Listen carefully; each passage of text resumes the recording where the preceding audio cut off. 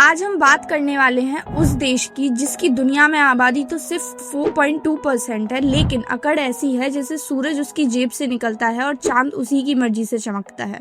नाम है America. America कहता है कि वॉर बुरी चीज है, लेकिन जब तक वो वॉर खुद ना लड़े। वो डेमोक्रेसी का ठेकेदार है और उसी को मानता है जो उसको वोट देता है। जहाँ ऑयल होता है वहाँ ह्यूमन राइट्स खतरे में पड़ जाते हैं, और जहाँ चाइना और रशिया होता है वहाँ तो बस डिक्टेटरशिप ही होती है। जैसे कि बलूचिस्तान जो वो तो बस एक इंटरनल मैटर है, क्योंकि वहाँ कोई स्ट्रेटेजिक इंटरेस्ट है ही नहीं। फ्रीडम फाइटर्स अगर अपने हैं तो हीरोज हैं, और किसी दूसरी कंट्री के हैं तो टेररिस्ट हैं। काबुल गिरता है तो रेस्क्यू मिशन, और गाजा चलता है तो सेल्फ डिफेंस। मीडिया फ्री है जब तक वो व्हाइट हाउस के स्क्रिप्ट से चल रही है, और सबसे पहली शर्त डेमोक्रेसी वही होगी जहां अमेरिका होगा। So hello everyone, I am Anjali and you are watching seeking facts. तो आज इस वीडियो में हम एनालिसिस करने वाले हैं अमेरिका के डबल स्टैंडर्ड को, उसकी दादागिरी को, और उसके वॉर एंड टेररिज्म के पैटर्न को, और कैसे उसने रिसेंट में बलूचिस्तान को नया अफगानिस्तान बनाने की कोशिश करी है। तो सबसे पहले हम बात करेंगे कि आज का अमेरिका कैसे बना। तो इसकी शुरुआत होती है 1776 में। 1776 में अमेरिका एक नया देश बना ब्रिटेन से आजादी लेने के बाद।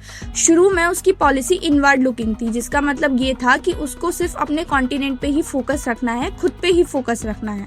लेकिन उन्होंने एक सोच भी डेवलप करी जिसका नाम था अमेरिकन एक्सेप्शनिज्म, जिसका मतलब ये है कि हम सबसे अलग हैं। ये सोच आगे चल के अमेरिका की फॉरेन पॉलिसी का मेन कंपोनेंट बनी। और फिर उसके बाद आया वर्ल्ड वॉर 1 1914 में, जहाँ यूरोप में लड़ाई चल रही थी। अमेरिका ने लेट एंट्री करी, लेकिन एंट्री काफी धमाकेदार थी। वॉर खत्म हुआ तो अमेरिका को दुनिया ने नोटिस किया। और फिर आया वर्ल्ड वॉर 2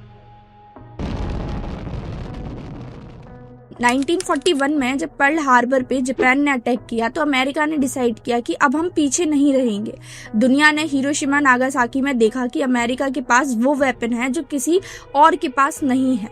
वर्ल्ड वॉर 2 के बाद यूरोप की इकोनॉमी पूरी तरीके से बिखर गई और दुनिया का आधा गोल्ड रिजर्व अमेरिका के पास चला गया।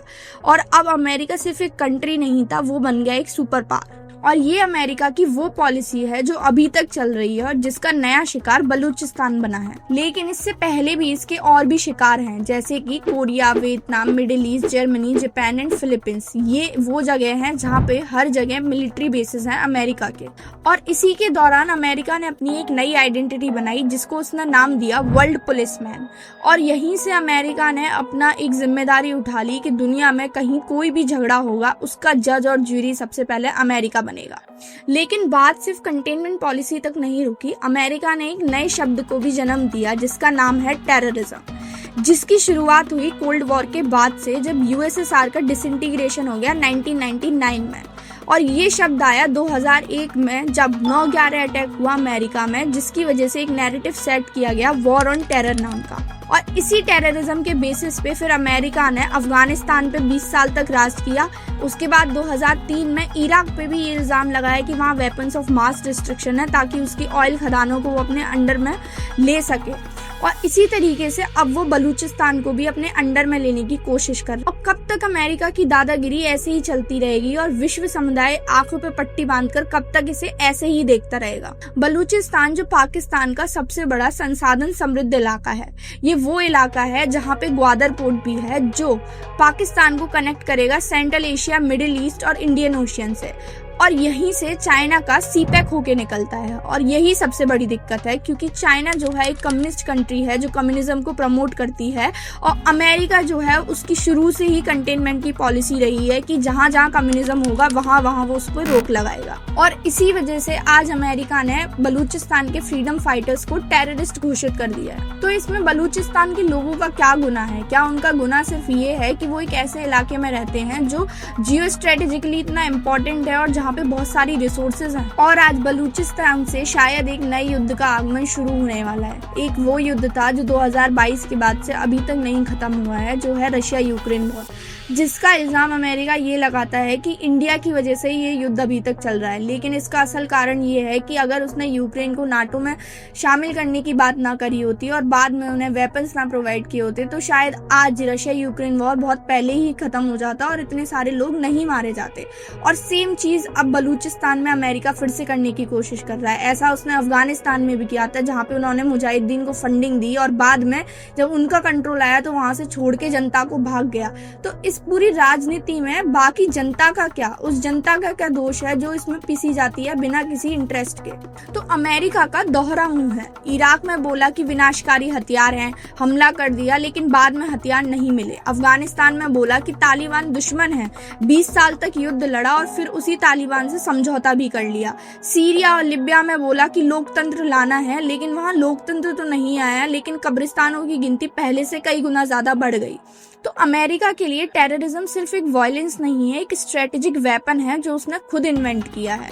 1970s से लेकर 1980s में CIA ने रिबल ग्रुप को फंड किया और ट्रेन किया, जिनका मेन एम था कि कैसे जो है किसी भी कंट्री या किसी भी रीजन को डिस्टेबलाइज किया जाए, जिनका नाम दिया गया फ्रीडम फाइटर, जिसका सबसे बड़ा एग्जाम्पल है बलूचिस्तान। अमेरिका ने लोकल सेपरेटिस्ट मूवमेंट को इनडायरेक्टली सपोर्ट किया बलूचिस्तान में और टेररिज्म फाइट का लेबल लगा दिया बाद में जस्टिफिकेशन के लिए, और फिर से वहीं पे शुरुआत कर दी उसी चीज की जो उसने अफगानिस्तान में किया था।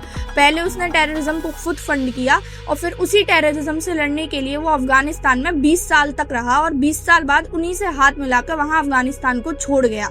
और वो सेम पैटर्न शायद अब वो बलूचिस्तान में भी लगाने की कोशिश कर रहा है। तो मोरल ऑफ द स्टोरी ये है कि टेररिज्म को लेबल करना है, मिलिट्री प्रेजेंस वहां पे जस्टिफाई करनी है और ग्लोबल नैरेटिव को अपनी तरफ मोड़ना है। ये सब अमेरिका की एक कैलकुलेटिव स्ट्रेटेजी है। लेकिन वॉर का एक और एंगल है जिसका नाम है economic profit. Arm trades, military contracts, oil, rare resources, हर इंटरवेंशन का डायरेक्ट या इनडायरेक्ट फायदा अमेरिकन इकोनॉमी को ही होता है। इराक वॉर के बाद post war reconstruction contract American companies को मिला, जो इसका सबसे बड़ा एग्जांपल है। लेकिन यहाँ पॉइंट क्लियर है कि हर कॉन्फ्लिक्ट से फाइनेंशियल और स्ट्रेटेजिक एडवांटेज तो निकलता ही है।